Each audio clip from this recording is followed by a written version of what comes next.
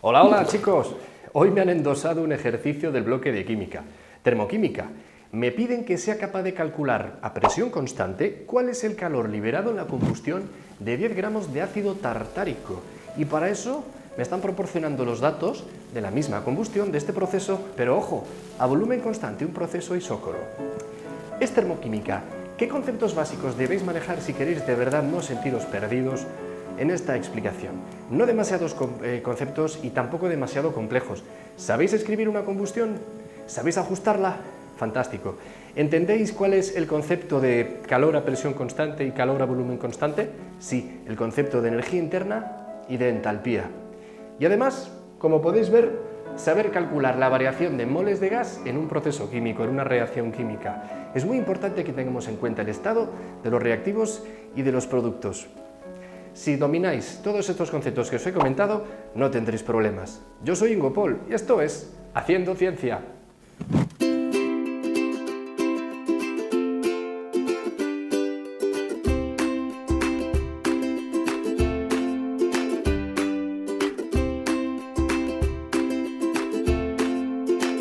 Haciendo Ciencia. Química. Pues saquemos los colores al ejercicio. El ácido tartárico, como veis, es un ácido orgánico, es un ácido doble. Como veis, posee dos grupos funcionales ácido. ¿Cuál sería su nombre? ¿Cuál sería la nomenclatura que le daríamos a este ácido? Bien, fijaos, se trata de un ácido, tiene dos grupos alcohol, así que tiene doble hidróxido. ¿En dónde tiene grupos hidroxilo? En el 2 y en el 3. Así que este sería el ácido 2,3-dihidroxi, 1, 2, 3, 4 átomos de carbono, butano dioico, porque como veis tiene dos grupos ácido en ambos lados. Esta es la fórmula desarrollada, pero para que pueda escribir la combustión es mucho más cómodo para mí recordar cuánto es la fórmula condensada, la fórmula molecular. Si sumamos, vemos que tenemos 1, 2, 3, 4 átomos de carbono, C4H6O6, ese sería el ácido tartárico. Necesitamos escribir su combustión, y es una combustión que realizamos en un proceso isócoro, que significa volumen constante. El proceso se ha realizado con un volumen invariable, pero me piden que calcule el calor que se desprende en esta combustión. Es una combustión, no olvidéis, desprenden calor, pero a presión constante. ¿De qué manera podría hacer esto? Decimos que cuando una reacción química absorbe o desprende calor y el proceso lo realizamos con la presión constante y no la variamos, es un proceso isóbaro. Lo que estamos midiendo, ese calor desprendido o absorbido, coincide con la variación de una magnitud de estado que se llama entalpía. Queremos calcular el calor a presión constante, queremos calcular la entalpía y me proporcionan el calor a volumen constante, me proporcionan la variación de energía interna. Variación de energía interna que viene a ser el calor a volumen constante, el calor a presión constante, la variación de entalpía. Esta es la energía interna y esta es la entalpía. Así que puedo decir cuál es el calor absorbido liberado en un proceso a volumen constante o puedo pedirte directamente que me calcules la variación de energía interna. Se trata de esto y existe una fórmula matemática que relaciona a una con la otra y es la que me va a permitir salir de este aprieto. Resulta que la variación de entalpía se puede calcular a partir de la variación de energía interna. Tened en cuenta que se trata de calores, no hay ningún problema. Eso sí, hemos de tener en cuenta la variación de moles gaseosos que ocurren en el proceso, el valor de la constante de los gases, pero habilitada para termoquímica, y la temperatura, como siempre, temperatura absoluta, temperatura en grados Kelvin. En el momento en que yo conozca este valor y la temperatura a la que ocurre el proceso, no os he dicho nada, pero es un proceso que ocurre en condiciones estándar, presión de una atmósfera y temperatura 298 grados Kelvin. La vamos a anotar aquí. Interesante, 25 grados centígrados. 298 grados Kelvin. Para poder salir del ejercicio, necesito, antes que nada, escribir la reacción de combustión que me han pedido. Y como sabéis, en una combustión siempre hacemos participar al oxígeno. Como veis, he tenido cuidado a la hora de escribir el estado de tanto reactivos como productos. No olvidéis que en termoquímica el estado de estos es muy importante. Queremos medir cuál es la variación de moles gaseosos. Son la suma de los moles gaseosos de productos menos la suma de los moles gaseosos de reactivos. Este símbolo que he puesto aquí, que es bastante feo, significa lo sumamos todo, sumatorio. Esto es lo que queremos hacer. Esta ecuación que he escrito ahora, he tenido mucha precaución en escribir el estado de reactivos y productos, de manera que en reactivos solo es gas el oxígeno y en productos solo es gas el CO2. Ajustemos la ecuación y utilicemos, como siempre en las combustiones, me encanta utilizar la regla que llamo del CHO. Primero carbono, luego hidrógeno y posteriormente oxígeno. Aquí ponemos un 4, ya hemos ajustado los carbonos, hidrógeno 6, aquí ponemos un 3. Y ahora, como siempre, me fijo en los oxígenos. He tocado completamente a los productos, no voy a volver a moverlos, así que los oxígenos aquí están fijados. 4 por 2, 8, 8 más 3, 11. Tengo que introducir 11 oxígenos en reactivos. Como vemos, el ácido tartárico ya me proporciona 6, me faltan 5, que me los dará el oxígeno. Así que 5 que quiero y 5 que tengo. ¿Habéis visto qué fácil? De haber querido 6, pues 6 entre 2 a 3, no habría problema. Pero como he querido un número impar, ahí lo tenemos. ¿De acuerdo? Me dicen que 10 gramos desprenden 79 kilojulios.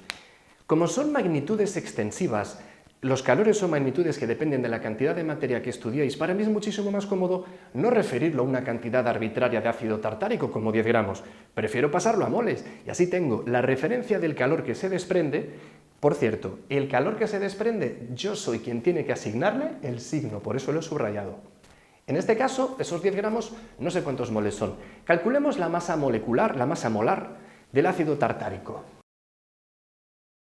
150 gramos es un mol. Me interesa saber cuál es el calor desprendido para un mol. Así que, fijaos qué sencillo. Tengo 150 gramos, que es el mol. Y yo sé que 10 gramos desprenden 79 kilojulios. Por cierto, esta K tiene que ser minúscula y la J mayúscula, pero como me apaño fatal a la hora de escribirlo, bueno, lo interpretamos así, ¿vale? Aquí pone kilojulios. ¿Habéis que he conseguido los kilojulios por mol? Es así de fácil y así de simple. 79 kilojulios desprendidos en 10 gramos. 150 gramos, solo tengo que multiplicar 15 por 79. Y tendremos el resultado. Y como siempre, contamos con nuestra fiel aliada. En este caso son 79, 1185 kilojulios por mol. Y se desprenden, por eso pongo el signo. Este es el calor desprendido a volumen constante. Es este calor, ¿lo veis? Vamos a calcular la variación de moles gaseosos y nos vamos a fijar en este compuesto, que es el gas, y en este otro compuesto que es el gas en reactivos. La variación de moles gaseosos la calcularía 4 menos 5 medios. 4 menos 2,5, 1,5, positiva. Y quiero que os fijéis bien en que la variación positiva ya me está diciendo algo. Cualquier proceso que sea exotérmico y que cuando transcurra implique un incremento del volumen de gas producido, como podemos ver, esta variación positiva indica que se ha producido un incremento. Cuando esto suceda, podemos decir que este proceso libera más calor si lo realizamos a volumen constante que a presión constante. Vamos a demostrarlo matemáticamente. Sustituyamos los datos.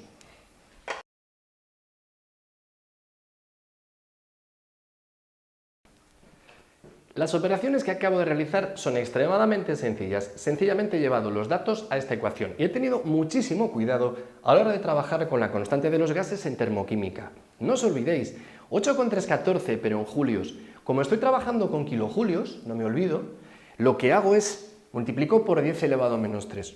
Lo mismo que un julio son 10 elevado a menos 3 kilojulios. Así que 8,314 julios son 8,314 por 10 elevado a menos 3 kilojulios. Multiplico por la temperatura absoluta y aquí es donde estriba el kit de lo que yo os quería decir hace un ratito. Como este número es negativo y el valor que hemos obtenido es positivo, es obvio que al sumar dos números de distinto signo, el valor absoluto que obtenemos, resultado de esa suma, es más pequeño porque los tenemos que restar.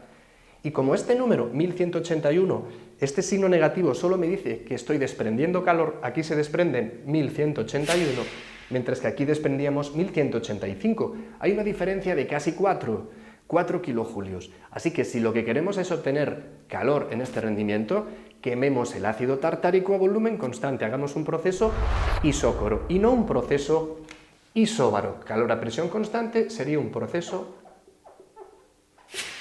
isóbaro. No olvidéis que las reacciones químicas absorben o desprenden calor según el balance de los enlaces que se rompen en los reactivos y los enlaces que se forman en los productos. Si sobra temperatura, si sobra energía y los enlaces formados no invertimos toda la energía que se ha obtenido, se libera. Por eso es una reacción exotérmica. Si la reacción necesita más energía para formar los enlaces que la que proporciona la rotura de los propios, es una reacción endotérmica. Y es el único criterio que habéis de tener en cuenta. Chicos, ya sabéis, el ejercicio está terminado y yo recomiendo que, si disponéis de profesores, no desaprovechéis la oportunidad y profundicéis. Y además, si queréis, podéis suscribiros para tratar cualquiera de las asignaturas que sabréis que manejamos en este canal. Chicos, hacemos las cosas con el objetivo de divertirnos en el proceso y siempre con la finalidad de hacerlas bien. Chicos, cuando queráis, volvemos a vernos en este rinconcito haciendo ciencia. Hasta pronto.